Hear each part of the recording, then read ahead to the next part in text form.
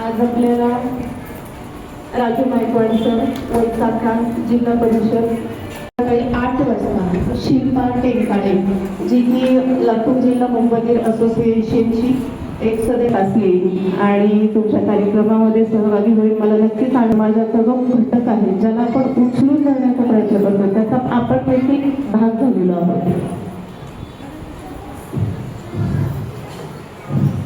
आज समाज कल्याण वैशाखा साहेब इथे आलेले आहेत तर मला खूप आनंद झाला आहे. कारण याच्या आधी आम्ही असं कधी कोणाला इन्व्हाइट केलं नाही की आम्हाला सुचलं नाही स्टँड घेतला पाहिजे. आपण दिव्यांग आहोत म्हणून काय केलं आपण वेगवेगळी कामं केली पाहिजे. साहेब जसे उच्च पदावर कार्यरत आहे तर आपण देखील त्यांचा आदर्श घेतला पाहिजे. आपण गप्प नको बसूया, आपण वेगवेगळ्या ठिकाणी आहोत पण आपण एकत्र येऊया वेगवेगळ्या ठिकाणी. आपण बघतो की आता या वर्षी 10 महिला सदस्य त्या असोसिएशनच्या कार्यकर्त्या. आपण सर्वजण येथे आलात, पूर्ण दिवस आनंद घ्या. आता समाज कल्याणचे अधिकारी वैशाखा माननीय श्री गायकवाड सर आजच्या कार्यक्रमाला आपले पाहुणे म्हणून लाभलेले आहेत. औरंगाबादहून आलेल्या कीर्ती देशपांडे मॅडम या देखील आजच्या कार्यक्रमाला पाहुणे म्हणून लाभलेल्या आहेत. कविता कांबळे मॅडम अध्यक्षा या देखील आजच्या कार्यक्रमाचं अध्यक्षपद होत आहे. आपण जे वेगवेगळं काम करणार आहोत, शिवण असेल, मेहंदी असेल, मिरची कांडप असेल, वेगवेगळे इलेक्ट्रॉनिक वस्तूंची दुरुस्ती असेल, हे सगळं काम जे आहे ते आपण शिकून घेतलं पाहिजे, निरीक्षण केलं पाहिजे, एकमेकांना सांगितलं पाहिजे.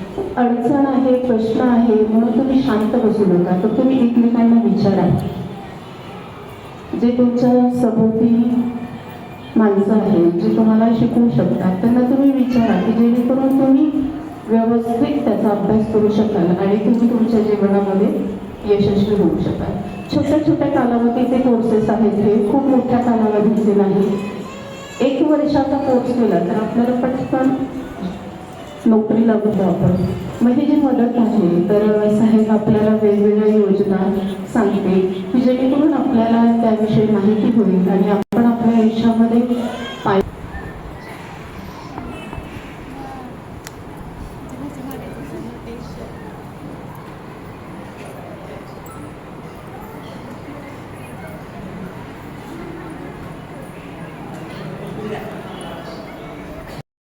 त्यांच्या पायावर त्यांच्या हिमतीने उभे आहेत.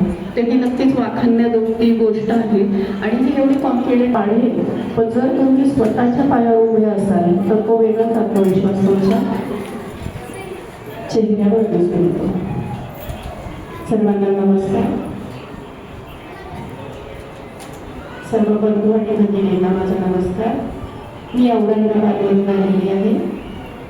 देशपांडे मॅडम सोबत मी आलेली आहे.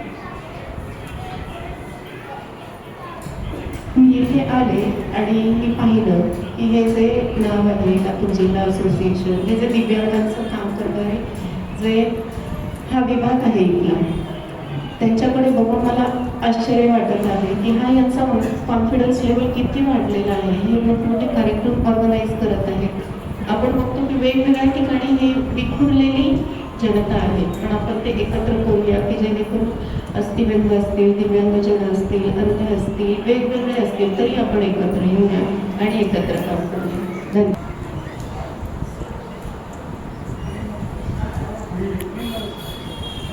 औरंगाबादचं जे असोसिएशन आहे तिथल्या ज्या अध्यक्षा सौ कविता आपलं माध्यम करत आहे. आज सर्व बंधूंनी आज इथे उपस्थित झालेले आहे. तर माझी विनंती आहे की आपण घरीही बसायचं नाही. आज महिला दिनाच्या कार्यक्रमानिमित्त आज आपण एकत्र जमलेलो आहोत. मी माझे शिवणकाम करत असते, पण इतकं वगैरे असल्यामुळे माझ्याकडे कपडे वगैरे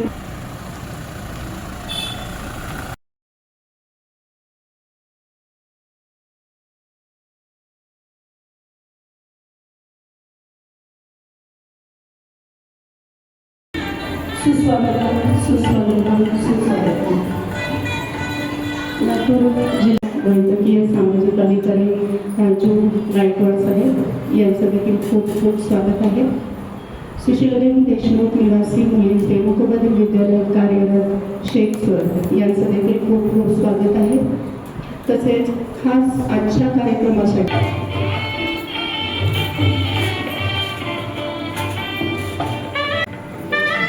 मान्यवरांच्या हस्ते सरस्वती देवीचं पूजन होत आहे. तसेच दिव्यांगांचे प्रेरणास्त्रोत खेळ केंद्राचे पूजन करत आहोत.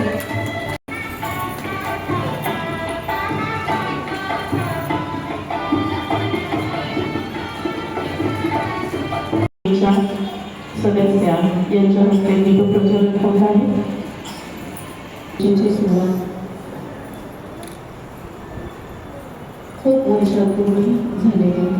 11 वर्ष झाली की ही कार्यकारिणी आपण स्थापन केलेली आहे आणि ही जी शृंखला आहे ही जोडलेली आहे. 10वा हा महिला दिन आपण साजरा करत आहोत आणि हे सातत्यपूर्ण कार्य हे तुमच्या सहभागातून आपण करत आहोत. आपण लातूरच्या वेगवेगळ्या खेडोपाड्यात आपण सर्व मुकबधीर विद्यार्थी जे आहेत, जे की आता मोठे व्यक्ती प्रौढ व्यक्ती झालेले आहेत, पण जे घरामध्ये बसून आहे की त्यांना अगदी वाहन खर्च देखील उपलब्ध होऊ शकत नाही. आपण बघतो की 10वी होती, 12वी होती आणि घरी जाऊन बसतात आणि पैशाचा हा गहन प्रश्न कसा सोडवायचा. आई बाबा त्यांना म्हणतात की तुला कसे पैसे द्यायचे, म्हणून आपण डिमोटिवेट होतो, अंदाज सोडतो. आणि आपण बघतोय की मान्यवर आपल्याला आजच्या कार्यक्रमाला लाभलेले आहे, त्यांचं मी स्वागत करतो. समाज कल्याण विभागाचे प्रमुख वैद्यकीय सामाजिक अधिकारी राजू गायकवाड साहेब, आपले माजी अध्यक्ष जयप्रकाश अग्रवाल साहेब, तसेच जीवन विकास प्रतिष्ठान संचलित सुशीलादेवी मुकबधीर विद्यालयाचे शेख सर, आजच्या कार्यक्रमाच्या अध्यक्षा कविता मॅडम,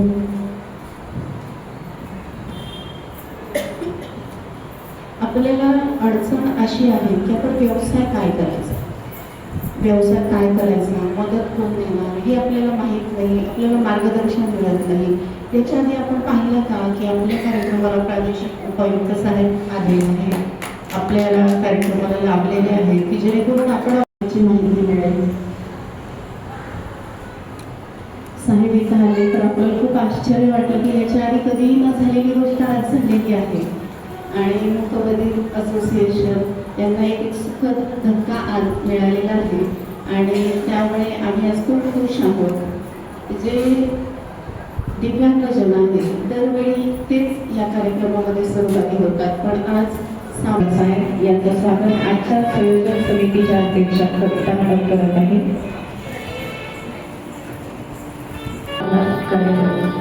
वैद्यकीय सामाजिक अधिकारी माननीय श्री राजू गायकवाड साहेब यांचं देखील आपण 1 महिन्यापासून संपर्क साधत आहोत आणि जेणेकरून ते इथे येतील आणि त्यांच्या आत्मविश्वासाने कुठेतरी त्यांची 10वी पास झाली.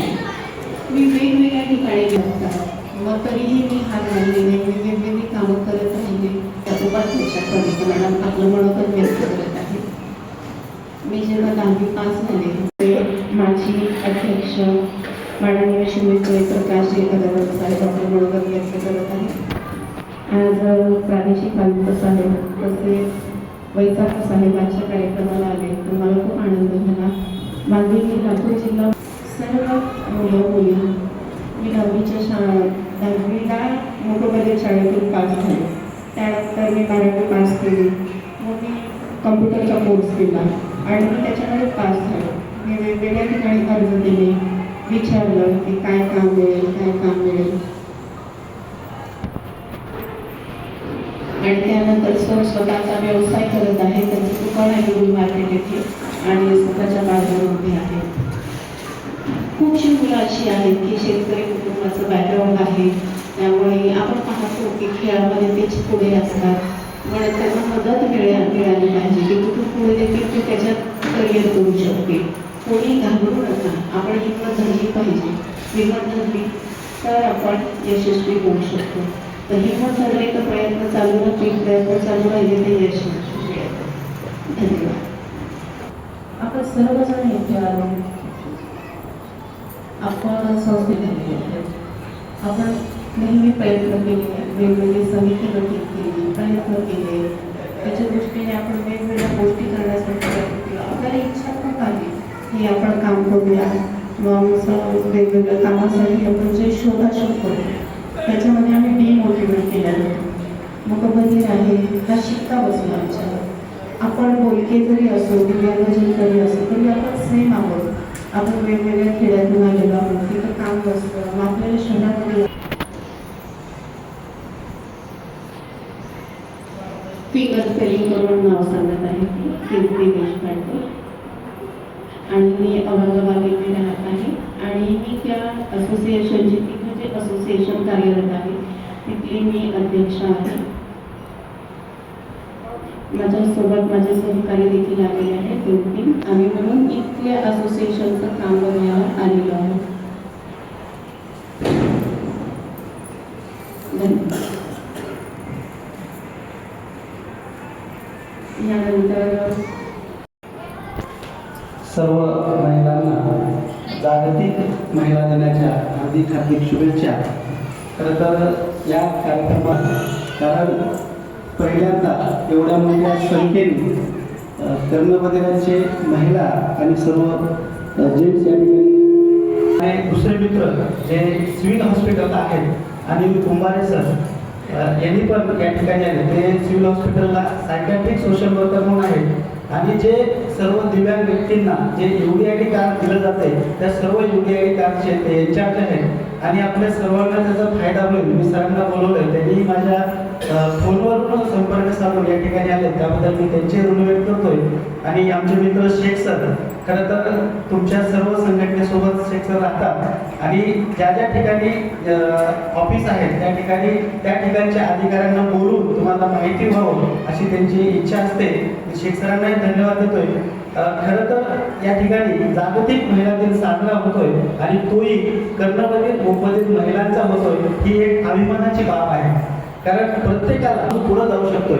आत्ताच या असोसिएशनचे सचिव यांनी बोलताना म्हणलेत की मुकबधीर म्हणून कुठंतरी आम्हाला ब्लेम केलं जाते, कुठंतरी आमच्यावर तो ठप्पा ठेवला जातो. परंतु माझं मत आहे तो ठप्पा जो आहे तो पुसून टाकण्याची जी ताकद आहे ती आपल्याकडे पाहिजे.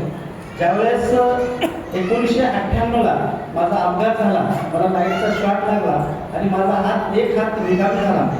त्यावेळेस मला काही सुचलं नाही. कारण त्याच्यापूर्वी मी त्यावेळेस 18 वर्षाचा होतोय. मी शेतीमध्ये काम केलेले आहे. अक्षरशः जी करतात ती खडी सुद्धा मी भरलेली आहे.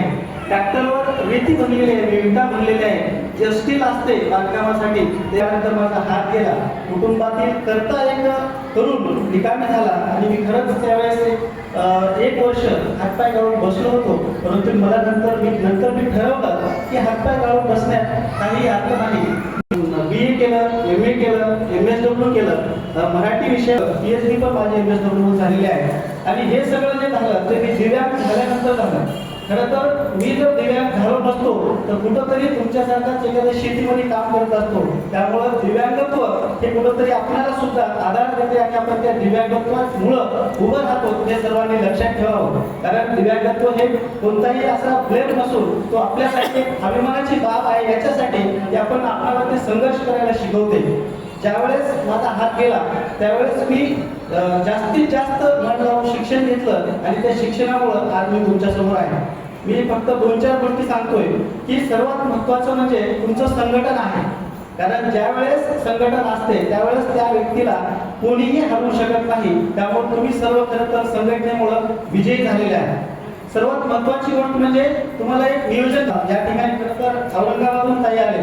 मी त्यांचं खरं तर विशेष अभिनंदन करतोय, कौतुक करतोय की त्या संघटनेला अटॅच होण्यासाठी, संघटनेचं कामकाज पाहण्यासाठी आणि दोन्ही संघटनेमध्ये जे काही समन्वय आहे ते साधण्यासाठी स्वागत करावं ज्या औरंगाबादहून ताई आल्या त्यांच्या सर्व मेंबरचं. मी औरंगाबादचा माझा MSW झालं. MSW झाल्यानंतर बरोबर आहे, सायकल चालवल्यामुळं किंवा सायकलवर जे छोटे छोटे व्यवसाय आहेत तुम्ही करू शकता. की जसं सकाळी सकाळी पेपर टाकणं आहे आपण करू शकतोय. बरोबर आहे, त्यासाठी सायकलवर इतर जे काही व्यवसाय आहेत आमच्याकडे परभणीला दिव्यांग व्यक्ती आहे. ती दिव्यांग व्यक्ती त्याची जी सायकल आहे त्या सायकलवर मशरूम आणि खूप छोटा व्यवसाय आहे पण तो करतोय. आणखीन एक जोडपं आहे नांदेडला MGL कॉलेजच्या बाजूला आहे. फक्त पत्र्याची त्यांची शेड आहे. त्या ठिकाणी त्यांनी मुलींसाठी मेस चालवत होते. सुरुवातीला त्यांनी मुलींसाठी पत्र्याच्या शेडमध्ये मेस चालवली. त्यांची जी मिसेस आहेत ती स्वयंपाक करते आणि जे मिस्टर आहेत ते सर्वांना देतात. दोघेही दिव्यांग आहेत. त्यानंतर त्यांनी त्या शेडमधून आज त्यांनी त्या MGL कॉलेज आणि जो नांदेडमध्ये मुख्य रस्ता जातो त्या रस्त्याला एक सेटर विकत घेतलेले आहे. आणि अक्षरशः त्या दोघाही व्यक्तींना वेळ पुरणार नाही एवढं ग्राहक त्यांच्याकडे असते. खरं तर व्यवसाय निवडत करत असताना तुमची जी भौगोलिक परिस्थिती आहे, जसं आता असोसिएशनचे सचिव म्हणले की आम्ही शेळीपालन करू शकतोय, मिरची काढप करू शकतोय, पिठाची गिरणी करू शकतोय, परंतु त्या ठिकाणी तुमची पिठाची गिरणी चालते का नाही हे तुम्हाला ठरवावे लागेल. त्या ठिकाणी मिरची काढप चालते का नाही तुम्हाला ठरवावं लागेल आणि तुमच्या भौगोलिक परिस्थितीनुसार तुम्हाला तो व्यवसाय निवडावा लागेल. मी MSW झाल्यानंतर ज्यावेळेस न्यायालयामध्ये काम करत होतो त्यावेळेस अशाच एका दिव्यांग महिलांची मोठी एक मेस होती.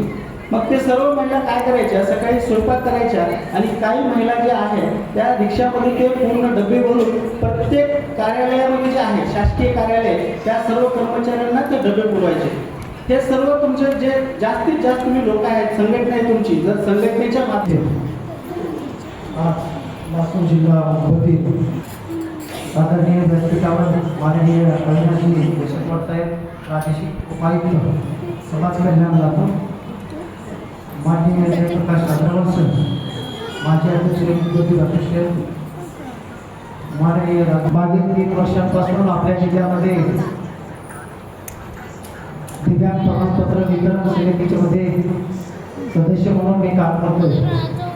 जवळपास जिल्ह्यामध्ये आज रोजी जवळपास 35 ते 36 हजार दिव्यांग प्रमाणपत्र आपण जिल्ह्यामध्ये वाटप करण्यात आले आहे.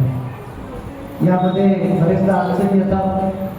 मुखबधीर आणि EMTच्या निगडीत असणाऱ्या रुग्णांसाठी लाभार्थ्यांच्या अडचणी येतात. आपल्या जिल्ह्यामध्ये स्पीच डिसॅबिलिटीच्या प्रमाणपत्र देत असताना त्याच्या अनेक वेगवेगळे तपासणी असतात. या तपासणीसाठी आपल्याला बरेचदा मुंबईला आणि अंबेजोगाई येथे त्यांच्या वेगवेगळ्या तपासणी करण्यासाठी जावं लागतं. समाज कल्याण अधिकारी साहेबांनी मी याविषयी पाठपुरावा केले, माननीय शिवसरांनी पाठपुरावा केले आणि हळूहळू आपल्या शासकीय वैद्यकीय महाविद्यालयातून जवळपास सर्व जिल्ह्यामधल्या लाभार्थ्यांना प्रमाणपत्र देण्याचं काम आणि अंबेजोगाई आपल्यापासून जवळपास 16 तास लागतो जायला आणि तिथेही व्यवस्था झाली. त्यामुळे तिथली तपासणी करून इथे आल्यानंतर लगेच त्या लाभार्थ्याचं प्रमाणपत्र वाटप करण्याचं काम सुरू आहे. जरी या आजच्या या दिवशी मी सर्वांना गवाही देतो की इथून पुढे कोणाचं प्रमाणपत्र असे काही निगडीत काही अडचणी असतील तर माझ्याशी संपर्क करावा. गायकवाड साहेबांकडे माझा नंबर आहे. आपल्या सर्वांना मी मदत करण्यासाठी परिपूर्णपणे आपण या ठिकाणी आश्वासन देतो आणि प्रमाणपत्र देण्यासाठी आपण मदत करू. याचबरोबर माझ्याकडे जवळपास आपल्या जिल्ह्यामध्ये जिल्हा मानसिक आरोग्य कार्यक्रम हा महाराष्ट्र शासनाने सुरू केलेला आहे। यामध्ये प्रत्येक व्यक्तीचं मानसिक स्वास्थ्य चांगलं राहावं, शारीरिक आरोग्य चांगलं राहावं यासाठी हा कार्यक्रम सुरू करण्यात आला। तालुका स्तरावर ग्रामीण रुग्णालय आणि उपजिल्हा रुग्णालयामध्ये सुद्धा मानसिक स्वास्थ्याबद्दल मोफत समुपदेशन आणि सुरू आहे। 2015 पासून हा कार्यक्रम आपल्या जिल्ह्यामध्ये सुरू आहे। आता ह्या कार्यक्रमासाठी पहिलीच वेळेस मी अशा विषयाशी निगडीत आपल्यासाठी बोलण्यासाठी या ठिकाणी उपस्थित झालो। आज आपण प्रत्येक व्यक्ती हा मानसिक स्वास्थ्याविषयी अवेअर नाही। आज आपण बघतो प्रत्येक व्यक्ती आपल्या धावपळीच्या जीवनामध्ये आपल्या मानसिक स्वास्थ्याकडे लक्ष देतो। अवेअरनेस करण्याची गरज आहे। प्रत्येक समाजामध्ये आपल्या प्रत्येक कुटुंबामध्ये WHO असं म्हणतं की एका घरामध्ये जर 5 व्यक्ती असतील तर 5 व्यक्ती मागे साधारणतः एक तरी व्यक्ती हा मानसिकरित्या ग्रसलेला आहे, आजारी आहे असं सांगितलं जातं। आपलं मानसिक स्वास्थ्य चांगलं आहे का हे आपण आपलं या ठिकाणी तपासण्याची गरज आहे। आज सकाळी उठल्यापासून रात्री झोपेपर्यंत आपण प्रत्येक व्यक्ती आपापल्या कामामुळे ताणतणावामध्ये आपण जीवन जगत असतो। प्रत्येक व्यक्ती हा ताणतणावामधून जातो, पण प्रत्येक व्यक्तीला ताणतणावाचं व्यवस्थापन करता येत नाही। बरेच व्यक्ती हा ताणतणावाचं व्यवस्थापन न केल्यामुळे अनेकदा डिप्रेशनमध्ये जातात, नैराश्यामध्ये जातात। बऱ्याच लोकांना त्याच्यामधून बाहेर काढण्यासाठी कालावधी सुद्धा लागतो। गरज पडली तर औषध उपचार सुद्धा आपल्याला घ्यावा लागतो। तर आपण जसं शरीराची काळजी घेतो, एखाद्या शरीरामध्ये जर काही दुखापत झालं तर आपण लगेच डॉक्टरांकडे जातो, सोनोग्राफी करतो, तपासणी करतो आणि डॉक्टरांना निदान केल्यानंतर आपण औषध उपचार घेतो, काळजी घेतो। तसं आपलं मन सुद्धा आजारी पडतो। प्रत्येक व्यक्तीला मन आहे। जरी परमेश्वरानं आपल्याकडे एखादी गोष्ट कमी दिली असेल तर त्या बदल्यामध्ये तुमच्याकडे एखादी काहीतरी गोष्ट आलं तर आपण दिसणार नाही। आपल्याला काहीतरी देवाला वेगळी गोष्ट आपल्यापाशी दिलेली असते की आपल्याला ओळखता आली पाहिजे। आणि सगळ्यात महत्त्वाचं की प्रत्येकाला मन आहे आणि माणसाचं मन सुद्धा आजारी पडतं। आणि माणसाचं मन जर आजारी पडलं तर आपण डॉक्टरांकडे गेलं पाहिजे। मन आजारी कसं पडतं तर त्याचं मन लागत नाही, उदास वाटतं, नकारात्मक किंवा जेवण करू वाटत नाही, झोप लागत नाही, एखाद्या गोष्टीमध्ये अपयश आलं तर माणूस खचून जातो। हे जर माणसाला साधारणतः समजा 3 आठवड्यापेक्षा एका व्यक्तीमध्ये जर असं होत असेल आणि त्याच्या वागण्यामध्ये, त्याच्या बोलण्यामध्ये आणि साधारणतः बदल दिसून येत असतील तर आता हा 10वा महिला दिनानिमित्त असं सांगतो की प्रत्येक आता पुरुषापेक्षा महिला हे जास्त काळ काम करतात आणि बरेचदा थकवले जातात, मानसिक ताणतणाव राहतात, चिंतेमध्ये राहतात, बरेचदा आरोग्याविषयी ओपनली बोलत नाही, पुढे येत नाही। यामुळे सुद्धा त्यांचं मानसिक खच्चीकरण होतं। हे पण लक्षात घेणं गरजेचं आहे। आता मानसिक आजार झाल्यानंतर आपण कुठे जातो सुरुवातीला तर आपण लवकर डॉक्टरांकडे येत नाही। तर आपण काय करतो, अंधश्रद्धेसाठी वेगवेगळ्या ठिकाणी आपण जातो, दर्ग्याकडे जातो, महाराजांकडे जातो, वेगवेगळ्या ठिकाणी जातो आणि आपण बराच वेळ आपण त्या ठिकाणी आपण घालतो। आता मानसिक आजार म्हणल्यानंतर एखाद्या व्यक्तीमध्ये वागण्यामध्ये, बोलण्यामध्ये जर समजा बदल झाले असतो तो बदल 3 आठवड्यापेक्षा जास्त काळ। आता मानसिक आजारात वेगवेगळे प्रकार आहेत। आधी माणूस काय करतो, नैराश्यामध्ये जातो, डिप्रेशनमध्ये जातो, त्याच्यातून लवकर निघाला तर ठीक आहे। अँझायटी हा सुद्धा एक मानसिक आजाराचा प्रकार आहे। मर्यादेपेक्षा आपण कोणतीतरी चिंता करत असते, भविष्यकाळाविषयी चिंता असते, एखादी गोष्ट घडलेली भूतकाळाविषयी त्याच्याविषयी चिंता करत असते। त्यानंतर मानसिक आजारामध्ये मॅनिया नावाचा एक आजार आहे। मॅनिया म्हणजे की नको त्या गोष्टी जास्त प्रमाणात माणूस अचानकपणे बोलायला लागला असेल किंवा त्याच्यामध्ये हायपर ॲक्टिव्हिटी झालेली असेल किंवा अवास्तव बोलत असेल, विषयाला सोडून बोलत असेल तर या प्रकारे जर तुम्ही वागत असाल तर हा मॅनियामध्ये पडला जातो। त्यानंतर पुढे जाऊन आपण डिमेन्शिया हा एक मानसिक आजाराचा प्रकार आहे। त्याला आपण विसरवपणाचा आजार म्हणतो। बऱ्याचदा वयाच्या 45 वर्षानंतर 100 3 व्यक्तीला हा डिमेन्शिया आजार होतो। तर असा जे काही आपल्या घरामध्ये एखादा व्यक्ती असेल किंवा त्याला विसरवपणा होत असेल, सकाळी जेवण केलेलं लक्षात राहत नसेल किंवा त्याला चिडचिडे होत असेल किंवा त्याला काहीतरी वेगळं वाटत असेल तर अशा व्यक्तींना सुद्धा उपचाराखाली आणण्याची गरज आहे।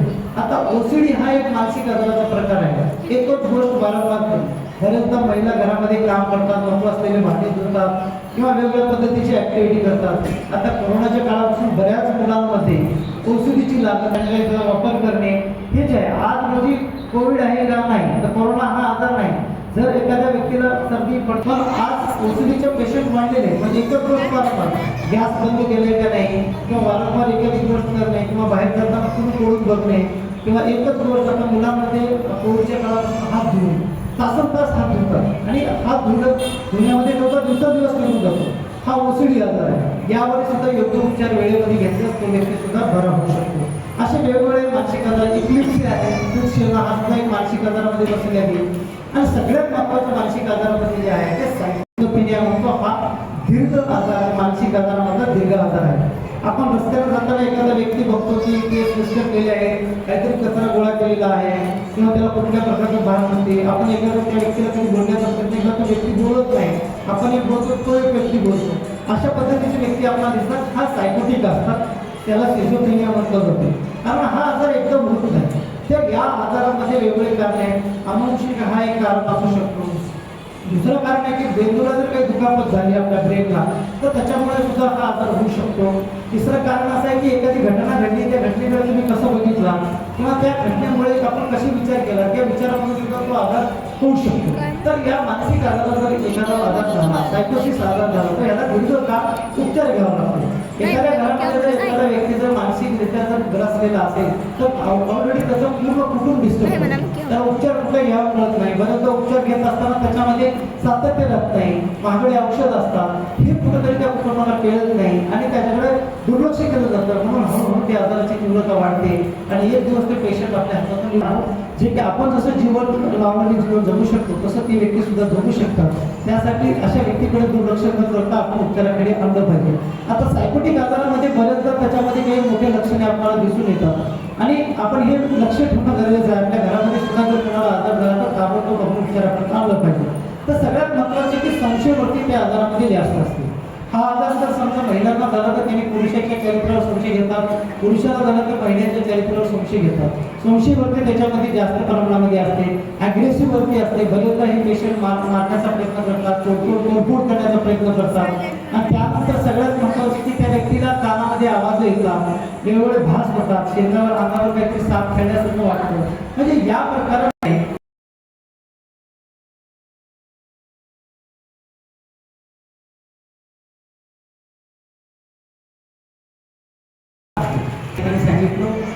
यानंतर आपण सर्वांनी आपलं मानसिक स्वास्थ्य चांगलं राहावं यासाठी जाणीवपूर्वक आपण आपल्या शारीरिक आणि मानसिक आरोग्यावर आपण लक्ष दिलं पाहिजे. आणि मानसिक स्वास्थ्याविषयी महिलांना जर काही शारीरिक मानसिक काही त्रास होत असेल तर तिच्या त्या विषयाशी तिला निगडीत तिला न्याय मिळाला पाहिजे. असं प्रत्येक ठिकाणी ते समिती कमिटी स्थापन केलेली आहे. तर त्याचा सुद्धा आपण सगळ्यांनी पुरुषांनी किंवा महिलांनी एकत्र येऊन त्यावरती प्रश्न सोडलं पाहिजे. आणि सगळ्यात महत्त्वाचं की हे करत असताना सुद्धा शारीरिक आणि मानसिक महिलांमध्ये सुद्धा मोठ्या आजार, शारीरिक आजार सुद्धा महिलांना मोठ्या प्रमाणामध्ये होत आहे. एकंदरीत जागतिक आव्हान करून आपल्याला लक्षात घेतो. सगळ्यांच्या म्हणायचं आहे की आपण हिंदत असताना आपल्या आरोग्याची काळजी घेणं अत्यंत गरज आहे. एखाद्या महिलेला जर आजार झाला तर तिला आयुष्यभर त्या आजाराशी झगडत बसावं लागतं. म्हणून आधी स्वतःच्या आरोग्याविषयी काळजी घेतलं पाहिजे. स्वतः जेवण करून बाकीच्या सगळ्या घरामध्ये काम वगैरे केलं पाहिजे. मला असं या ठिकाणी सांगावं असं वाटतं.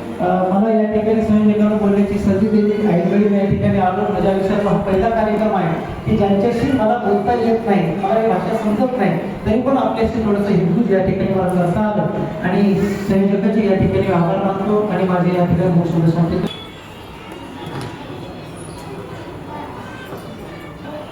मी तुमचं बचत गट काढले, तुम्हाला आठवतं का? 2 वर्षापूर्वी आपण बचत गट मी कितीकदा सर्वांना सांगितले, तुम्ही किती काढा, बीसी काढा, एन्जॉय करा, एकमेकींशी भेटा, बोला, तुमची बी लाईफ एन्जॉय करा. तुम्ही का करत नाही? एकदा तुम्ही मला भेटतात, 8-10 दिवस माझ्याशी बोलतात, परत एकदा घरी बिझी झालं की बिझीच होतात, त्याचं परत फिरायलाच नाही येत कोणी.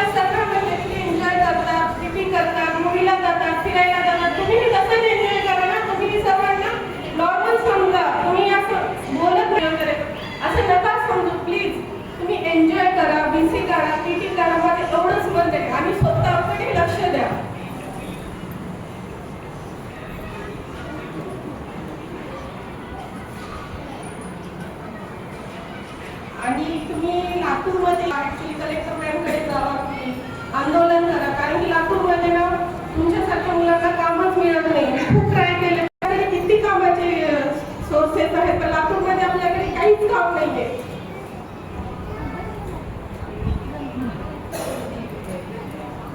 तुम्ही एक आंदोलन करा. आंदोलन केला तुम्ही, तुमचा प्रयत्न दाखवला तरच तुमचं फ्युचर आहे.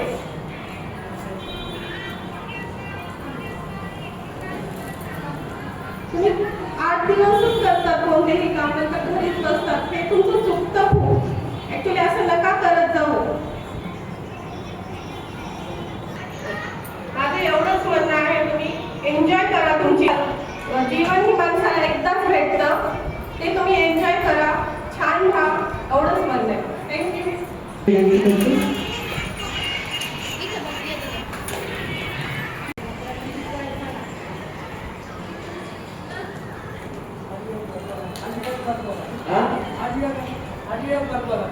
नमस्कार.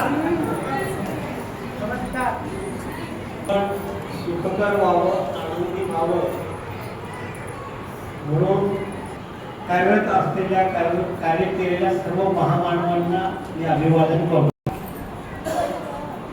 काल हरंगुळला जागतिक ऑटिझम डे या कार्यक्रमाच्या अनुषंगाने राष्ट्रीय आपण त्याला म्हणतो की commissioner, auto commissioner for person with disability, तसेच राज्याचे आयुक्त श्री प्रवीण पुरीजी हे दोघंजण काल आमच्याकडे आले होते. एक मोठा कार्यक्रम झाला, तर आणखी आनंद वाटला असता. लातूर जिल्हा उपमधील असोसिएशन लातूर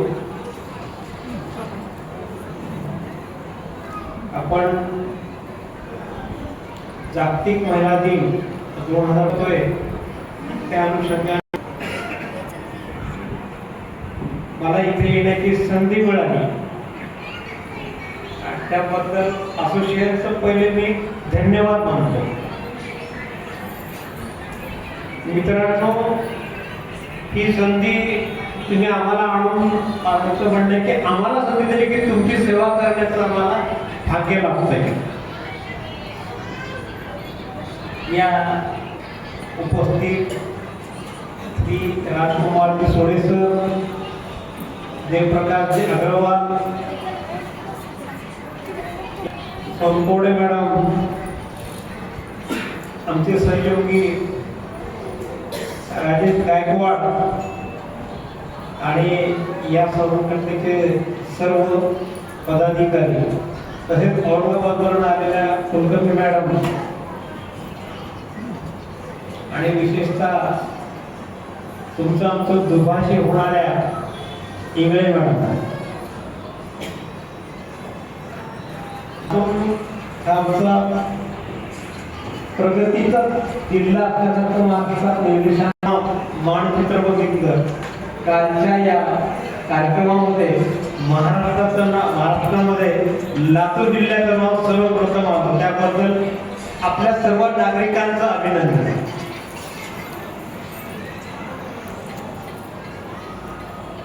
काय कारण असेल त्यामुळे अध्यक्षा महिला दिन संयोजन समिती,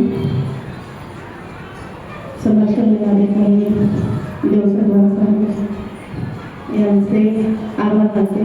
विशेषतः मला शेख सरांचे आभार मानायचे आहेत.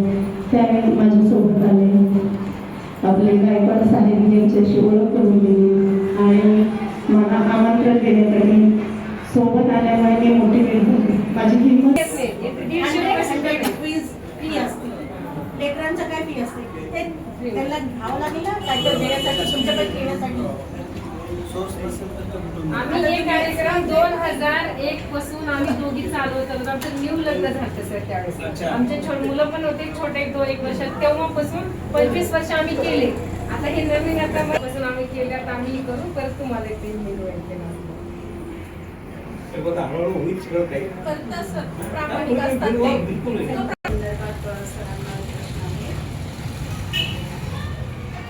मुकबधीर असते.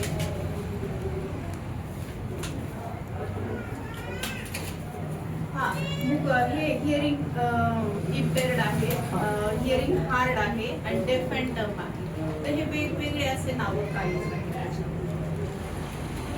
3 नको तर फक्त डेफ अँड डम एकच शिक्का. बोलके